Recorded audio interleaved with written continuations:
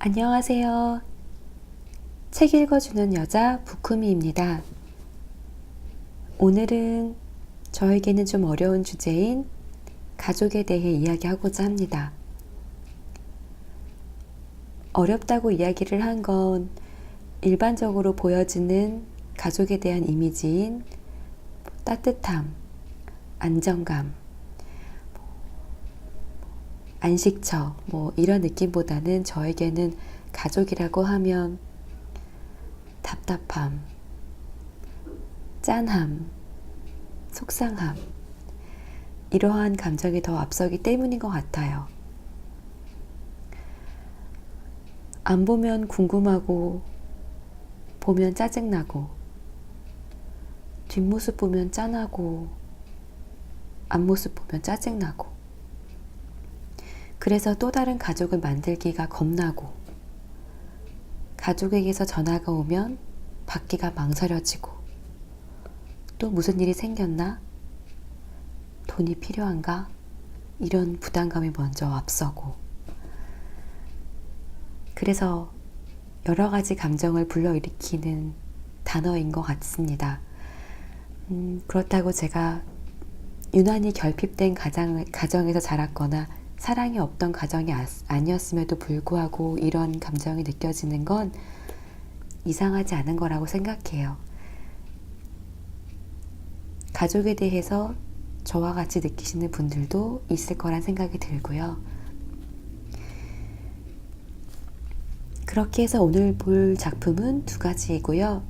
시간은 그렇게 오래 걸리진 않을 거예요. 첫 번째 작품으로는 자크 다비드의 라부아지에와 아내 작품입니다. 부제, 부부는 일심동체라는 진부함. 프랑스 신고전주의 미술의 거장 자크 다비드의 라부아지에와 아내는 과학자를 주인공으로 한 부부 초상이라는 점에서 특이하다. 라부아지에는 근대 화학의 창시자로 잘 알려진 인물이다. 책상 주변에는 다양한 크기와 모양의 화학 실험 도구가 가득하다. 연구실에는 어울리지 않지만 탁자에 진홍색 천이 덮여 있다. 펜을 들고 종이에 무언가를 적는 자세는 실험 결과를 정리하는 전문가의 이미지를 보여주려는 의도로 보인다. 검은 옷도 권위를 드러내려는 의도인 듯하다. 눈길을 끄는 건 최고의 권위를 인정받던 연구자로서의 풍무보다 일반적 부부 초상과 상당히 다르다는 점이다. 당시 부부 초상화는 천편일률적이었다. 가부장제적 요소가 강력하기 때문에 남성 중심적인 면이 다분하다. 그림 속의 시선 처리는 일반적으로 부부 사이의 권력 관계를 표현하는데 남편의 시선은 대체로 캔버스 밖 다른 곳이거나 감상자에게로 향한다. 부인은 그러한 남편을 사랑과 존경의 눈길로 바라보는 방식이다. 시선의 구조를 통해 남편이 집안의 중심이라는 점을 분명히 드러낸다.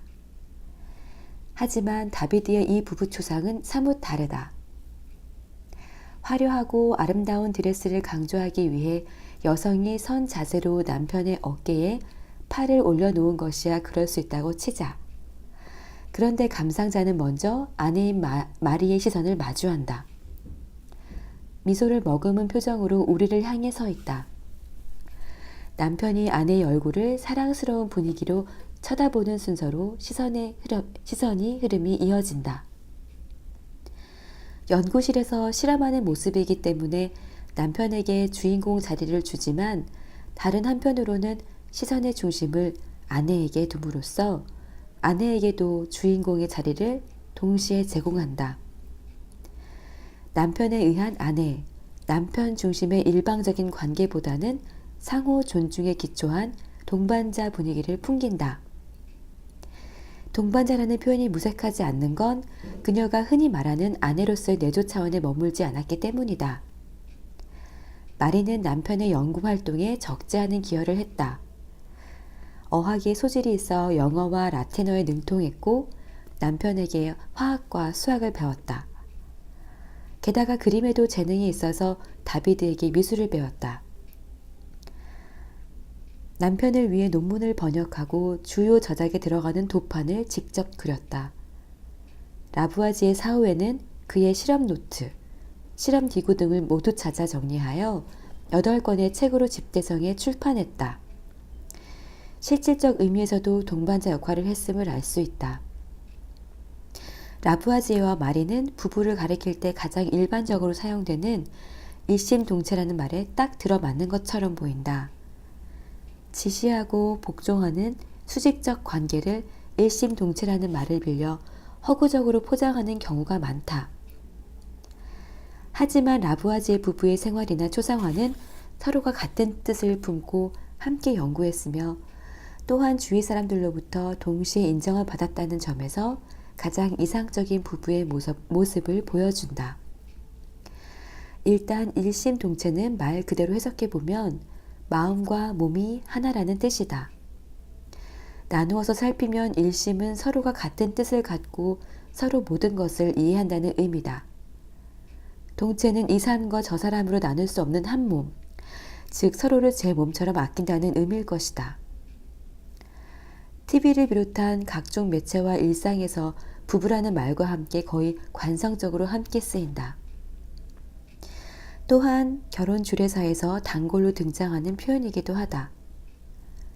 한 마음 한 뜻으로 살기 위해 결혼 생활을 유지하는 내내 자기를 내세우지 말고 먼저 남을 이해하도록 하라는 충고를 자주 듣는다. 그런데 정말 부부는 일심동체일 수 있을까? 또한 일심동체가 되는 것이 과연 바람직할까? 현실성의 문제와 가치 추구의 문제, 둘 다 걸린다. 먼저 현실적으로 부부는 하나가 될 수 있는지부터 보자. 현실에서 부부는 형식적으로 한 공간 안에서 살아가지만 서로 눈이 보이지 않는 벽을 쌓고 있는 경우가 많다. 결혼 기간이 어느 정도 되면 사랑이 아니라 정으로 산다는 말이 상식처럼 사용된다. 수십 년을 함께 살았어도 상대가 무슨 생각을 하면서 살았는지 알 수 없다는 말을 한다. 사실 어쩔 수 없는 결과의 면이 강하다. 기본적으로 결혼은 30년 가까운 기간을 서로 다른 사고방식과 생활 방식을 갖고 살아가던 사람이 만나는 일이다. 게다가 단순한 만남을 넘어서 한 공간에서 매일 같이 사는 일이다. 기본 인격이 형성되는 청소년기를 포함해 오랜 시간 동안 서로 다른 환경에서 살았기 때문에 그 차이는 완강한 원심력으로 작용한다. 몸에 대한 청결 기준, 정리정돈과 청소에 대한 관점 차이, 식습관과 먹는 취향, 취침 시간을 비롯한 생활 습관, 집안의 물건을 사용하는 방식, 특정 상황에서 드러나는 성격 차이 등 어느 하나 만만한 게 없을 정도로 부딪히는 일이 가득하다.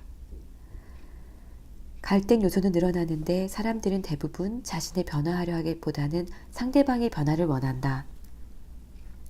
어떤 문제가 반복해서 생기면 왜 당신은 변하지 않는가라며 짜증을 내기 일쑤다.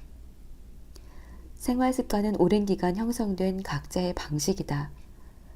무엇이 옳고 바람직한지 판단하기 전에 기본적으로 자신이 익숙한 방식을 선호하기 때문에 갈등은 반복된다.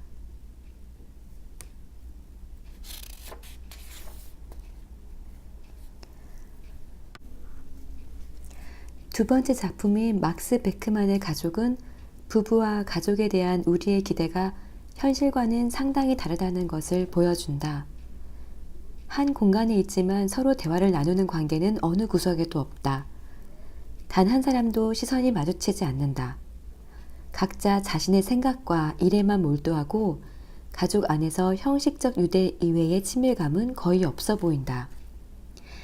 여기저기 널려있는 촛불이 상징적 역할을 한다. 분명 거실 천장에 전등이 2개나 켜져 있다. 하지만 중앙 탁자 위에만 3개, 왼쪽 작은 탁자 위에 하나, 아래 아예 옆에도 하나가 있다. 촛불이 서양 회화에서 정신적 의미를 살리는 상징으로 많이 쓰인다는 점을 고려할 때 가족 구성원 앞에 놓인 각기 다른 촛불은 저마다 다른 생각을 하고 있음을 보여준다. 먼저 맨 왼편의 남자는 이 집안의 유일한 남자 어른으로 남편이자 아빠다. 그런데 옆에 촛불은 꺼져서 연기가 피어오른다. 인생에 드리워진 암울한 상황을 암시한다. 담배를 물고 있는 표정도 상당히 어둡다.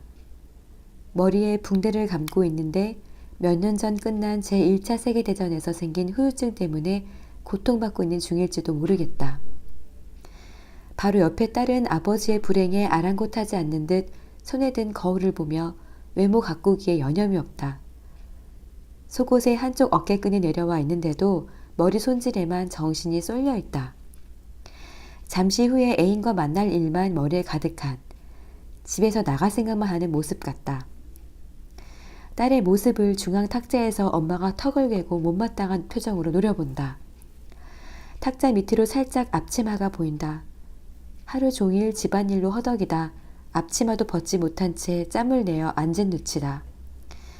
집에 속박된 처지와 눈앞에 펼쳐진 광경에 상당히 불만족스러워하는 표정이다. 머리가 백발인 시어머니는 손으로 얼굴을 가리고 있다. 다른 손으로는 잡은 책은 성경책이 아닐까 싶다. 성경에 묘사된 말세가 현실과 다름없다는 절망적 생각 때문일까? 오른쪽 여인은 결혼을 하지 않은 신우이처럼 보인다. 꼼꼼하게 시문을 읽고 있는 모습이 사회 문제에 대한 관심을 보여준다. 이 집의 막내 아들은 탁자 아래에서 공부를 한다. 공통 관심사가 없다. 가족 구성원 각자가 자기 이해나 세계에 빠져서 상대방에 대해서는 관심을 갖지 않는다. 심지어 그림 왼쪽 위에 구석으로 밀려난 성상을 고려할 때 전통사회의 종교적 공감대조차 무너진 상태다. 허목함이나 행복도 찾아보기 어렵다. 그저 가족이라는 형식상의 이유로 한 공간에 모여있는 느낌이다. 부부가 일심동체라는 표현이 현실과 얼마나 거리가 먼지를 보여준다. 부부를 포함해 가족이 모래알처럼 흩어진 현실이 한국만은 아닐 것이다. 정도와 양상의 차이만 있을 뿐 동서양을 막론하고 공통적이다. 어느 여성이 꿈 많던 청소년 시절의 삶의 전망을 전업주부로 좁혀놓았겠는가. 남자들과 마찬가지로 아마 높고 큰 꿈을 꾸었으리라. 하지만 결혼과 출산을 겪으며 전혀 다른 방향으로 사태가 전개된다. 한국처럼 공공보육이 열악한 현실에서는 부모가 전적으로 아이를 키우는 일에 매달려야 한다. 아이가 초등학교 고학년이 되면 엄마는 이미 경력 단절이 한참 진행된 후다. 취업을 비롯해 사회적 활동을 할 수 있는 기회를 놓친 상태임을 절감하면서 다시 결혼 생활에 대한 회의가 찾아온다. 물론 남자라고 해서 모든 걸 누리기만 하고 만족하며 살아가는 게 아니다. 가족 경제와 관련된 책임을 두 어깨에 전적으로 짊어짐으로써 일하는 기계처럼 살아야 한다. 자신이 생각했던 인생의 꿈 대부분을 포기하고 생계를 뒷받침하기 위해 전 생애를 바쳐야 하는 처지다. 어느 순간 내가 누군지, 왜 사는지에 대한 회의감이 든다.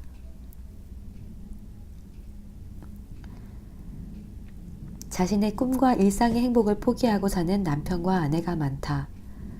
몇 년이 지나고 나면 산책 삼아 걷거나 카페를 찾아가 이야기를 나누는 등 둘만의 시간도 사라지기 시작한다. 둘만 있을 때 자녀 관련한 내용을 빼고 나면 이야기 소재도 마땅치 않고 의미 있게 할 말을 찾아내지 못하면서 함께 있는 시간이 지루해진다.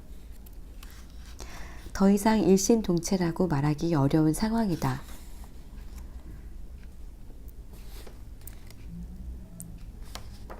불만이 쌓이면서 싸움이 일어나고 감정이 상한다.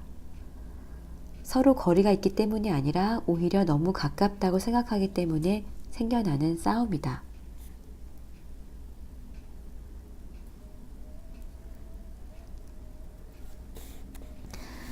모두 다 떠나서 일심동체라는 말 자체가 바람직한가에 대해서도 의문을 품을 필요가 있다. 앞에서 언급한 문제들은 외적인 어려움일 뿐 그만큼 일심동체를 위해 노력해야 한다는 결론을 내리는 사람도 있을 수 있다. 각자 다른 환경에서 살던 사람이 결혼으로 인해 갈등이 생겨나는 것은 당연하고 결혼 생활은 서로 다른 생활 방식을 하나로 만들어가는 과정이라고 충고한다.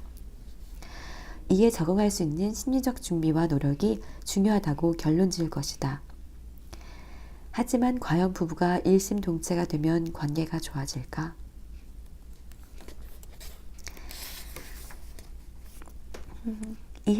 이하 내용들은 나머지 책을 보시면 또 보실 수가 있고요. 그래도 이 책에서는 섣불리 작가가 어떠한 본인의 생각을 강요한다거나 결론을 낸다거나 이런 게 많지 않아서 더욱 좋은 것 같습니다. 제가 자꾸 읽으면서 속도가 빨라지는데요. 짧은 시간 안에 지루하지 않게 내용을 전달하려고 애쓰다 보니까 자꾸 발음도 안 좋아지고 빨라지는 것 같으니 다음부터는 다시 제 페이스대로 조금 늦더라도 천천히 진행하도록 하겠습니다. 들어주셔서 감사합니다.